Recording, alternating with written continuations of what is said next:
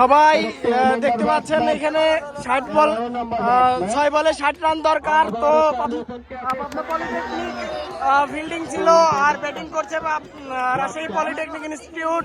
তারা 6 বলে 60 রান নেবে। টান টান উত্তেজনা। সবাই এই মুহূর্তে চাচ্ছে যে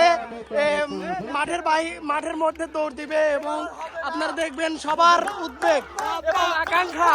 দেখেন কিভাবে তাদের আকাঙ্ক্ষা যে পাবনা করতেছে। আপনারা বুঝতে পারতেছেন কি অবস্থা, কি পরিস্থিতি, কি পরিস্থিতি, কি পরিস্থিতি।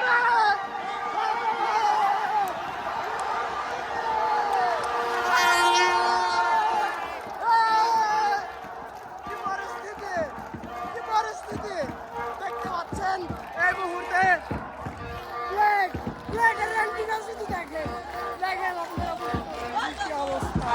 দেখেন ফাইনাল টি10 টুর্নামেন্ট ক্রিকেট এর ফাইনাল আয়োজনে Pabna polytechnic institute final prize পেয়ে গেল। সবাই